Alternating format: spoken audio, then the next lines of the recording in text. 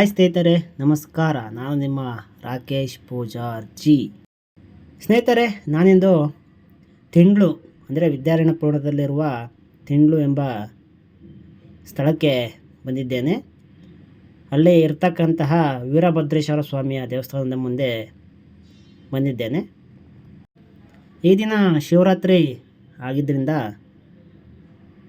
ತುಂಬ ಜನ ಭಕ್ತರು ಬಂದಿದ್ದರು. ಈಗ ನಾನು ಈ ತಿಂಗಳಿಗೆ ಏನಕ್ಕೆ ಬಂದಿದ್ದೇನೆ ಅಂದರೆ, ಇಲ್ಲೊಂದು ಶಾಸನ ಇದೆ. ಅಂದರೆ ವ್ಯಾಪಾರಿ ಸಂಘಗಳ ಶಾಸನ ಈ ದಾರಿಯಲ್ಲಿ, ಅಂದರೆ ದೇವಸ್ಥಾನದ ಪಕ್ಕದಲ್ಲೇ ಒಂದು ನಾಗರಕಟ್ಟೆ ಇದೆ. ಆ ನಾಗರಕಟ್ಟೆ ಮುಂದೆನೇ ಇಟ್ಟಿದ್ದಾರೆ. ನೀವು ಅಲ್ಲಿ ನೋಡ್ಬೋದು, 2 ಕಲ್ಲುಗಳು ಕಾಣಿಸ್ತವೆ ಆ ಸ್ಕೂಟಿ ಮುಂದೆ. ಅದೇ ಆ 2 ಶಾಸನಗಳು. ದೇವಸ್ಥಾನದ ಪಕ್ಕದ ಆವರಣದಲ್ಲಿ ಇರತಕ್ಕಂತಹ ಒಂದು ನಾಗರಕಟ್ಟೆಯ ಬಳಿ ಈ ಶಾಸನಗಳನ್ನು ಸಂರಕ್ಷಿಸಿ ಇಡಲಾಗಿದೆ. ದೇವಾಲಯವು ತುಂಬ ಹಳೆಯದು ಅನ್ನೋದು ಇಲ್ಲಿ ಗೊತ್ತಾಗುತ್ತೆ. ನೋಡ್ಬೋದು ಆ ಶಾಸನಗಳು. ಇದು ಶಾಸನ ಅಂದರೆ ಶಾಸನ ಇದೆ. ಇನ್ನೊಂದು ಕಲ್ಲು, ಅಂದರೆ ಇಲ್ಲಿ ಮುದ್ರೆಯ ಕಲ್ಲು. ಇಲ್ಲಿ ತುಂಬ ಚಿತ್ರಗಳು ಕೂಡ ಇವೆ, ನೀವು ನೋಡ್ಬೋದು. ಇದರಲ್ಲಿ ಸೂರ್ಯ ಚಂದ್ರ ಅಂದರೆ ಚಿಕ್ಕದಾಗಿ ಕೆತ್ತಿದ್ದಾರೆ ನೋಡಿ, ಇಲ್ಲಿ ಕೆತ್ತಿದ್ದಾರೆ. ಸೂರ್ಯ ಮತ್ತು ಚಂದ್ರ ಇದೆ ಅಂದರೆ ಅರ್ಥ ಈ ಶಾಸನ ಸೂರ್ಯ ಚಂದ್ರ ಇರುವವರೆಗೂ ಇರಬೇಕು ಅನ್ನೋದು ಅವರ ಒಂದು ಮಾತು. ನೋಡ್ಬೋದು ಇಲ್ಲಿ ಏನಂತ ಬರೆದಿದ್ದಾರೆ ಅಂದರೆ ತುಂಬ ಭಾಗಗಳು ಸ್ವಲ್ಪ ಸವೆದು ಹೋಗಿದ್ದರಿಂದ ಅಷ್ಟೊಂದು ಪತ್ತೆ ಹಚ್ಚಲಿಕ್ಕೆ ಆಗಿಲ್ಲ. ಇದು ಸಾಮಾನ್ಯವಾಗಿ 1368 CE ವಿಜಯನಗರದ ರಾಜ ಬುಕ್ಕರಾಯನ ಕಾಲದ್ದು. ಅಂದರೆ ಇದರಲ್ಲಿ ಬುಕ್ಕರಾಯನ ಒಂದು ಹೆಸರು ಕೂಡ ಉಲ್ಲೇಖ ಆಗಿದೆ.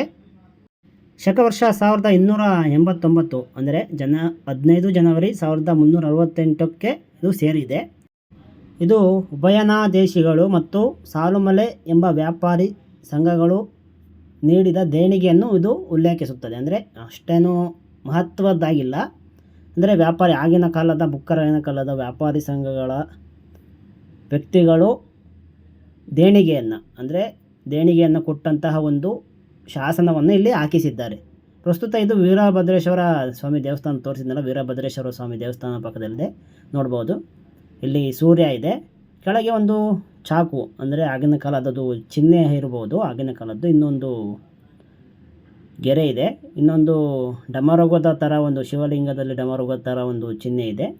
ಮತ್ತು ಅದರ ಪಕ್ಕದಲ್ಲಿ ಚಂದ್ರ ಇದೆ. ಅಂದರೆ ಸೂರ್ಯ ಚಂದ್ರ ಇರುವವರೆಗೂ ಇರಬೇಕು ಈ ಶಾಸನ ಅನ್ನೋದು ಅದರ ಉದ್ದೇಶ. ಇದನ್ನು ಮೊದಲ ಬಾರಿಗೆ ಪತ್ತೆ ಹಚ್ಚಿ ಪ್ರಕಟಿಸಿದವರು BL ರೈಸ್. ನೋಡ್ಬೋದು ನೀವು, ಒಂದು ಚಾಕುವಿನ ಒಂದು ಆಕಾರ ಇರ್ತಕ್ಕಂಥ ಒಂದು ಚಿತ್ರವನ್ನು ಕೆತ್ತಿದ್ದಾರೆ ಇದರಲ್ಲಿ. ಅಂದರೆ ಅದರ ಅರ್ಥ ಏನಿದೆ ಗೊತ್ತಿಲ್ಲ. ನೋಡಿ, ಇದರಲ್ಲೂ ಕೂಡ ಪಕ್ಕದಲ್ಲಿರ್ತಕ್ಕಂಥ ಒಂದು ಸಾಮಾನ್ಯ ಕಲ್ಲು, ಅದರಲ್ಲಿ ಒಂದು ರಾಜ ಮುದ್ರೆ ಥರ ಒಂದು ಕಂಬದ ಮೇಲೆ ಚಕ್ರ ನೋಡ್ತಿರ್ಬೋದು, ಎಷ್ಟು ಸುಂದರವಾಗಿ ಕೆತ್ತಿದ್ದಾರೆ.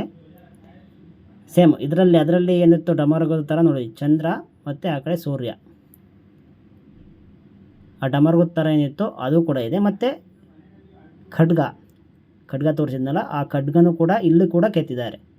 ಅಂದರೆ 2 ಕಲ್ಲಿನಲ್ಲೂ ಈ ಚಿಹ್ನೆಗಳು ಇವೆ. ಅಂದರೆ ಇದು ಬುಕ್ಕರಾಯನ ಕಾಲಕ್ಕೆ ಸೇರಿದಂಥ ಒಂದು ಚಿಹ್ನೆಗಳಿರ್ಬೋದು. ಇದು ಶಾಸನ ಅಷ್ಟೊಂದು ಮಹತ್ವ ಅಲ್ಲದಿದ್ದರೂ ಕೂಡ ಒಂದು ಪುರಾತನವಾದಂತಹ ಒಂದು ಕಾಲವನ್ನು ನಮಗೆ ಇಲ್ಲಿ ತಂದುಕೊಡುತ್ತೆ. ಅಂದರೆ ಇದು ವಿಜಯನಗರ ಸಾಮ್ರಾಜ್ಯದ ಕಾಲ, ಅಂದರೆ ಬುಕ್ಕರಾಯನ ಕಾಲ. ಅಂದರೆ ಆಗಿನ ಕಾಲದ್ದು. ಅಂದರೆ ಇದೊಂದು ವಿಶೇಷವಾದ ಶಾಸನನೇ ಅಂತ ನಾವು ಗಮನಿಸ್ಬೋದು. ಬೇಕಾದ್ರೆ ಅಲ್ಲಿ ನೋಡಿ, ಆ ಕಡೆ ಇದ್ದದ್ದು ಲೈನ್ ಕೂಡ ಈ ಕಡೆ ಇದೆ.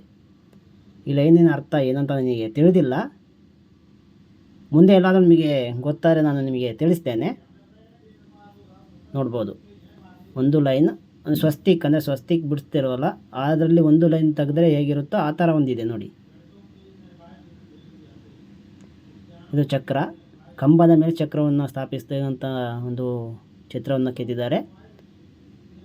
ಈ ಶಾಸನದಲ್ಲಿ ಪಠ್ಯ ಏನಿದೆ ಅಂದರೆ, ಚೆನ್ನಾಗಿ ಆಗಲಿ, ಅಂದರೆ ನಿರ್ದಿಷ್ಟಪಡಿಸಿದ ದಿನಾಂಕದಂದು ಮಹಾಮಂಡಲೇಶ್ವರ ಶತ್ರು ರಾಜನನ್ನು ನಿಗ್ರಹಿಸುವವನು, ತಮ್ಮ ಮಾತನ್ನು ಮುರಿಯುವ ರಾಜರನ್ನು ಸೋಲಿಸುವವನು, 4 ಸಾಗರಗಳ ಒಡೆಯ, ಬುಕ್ಕಣ್ಣ ಅಂತ ಅಷ್ಟೇ ಮಾತ್ರ ಇಲ್ಲಿ ಸಿಕ್ಕಿರತಕ್ಕಂಥದ್ದು.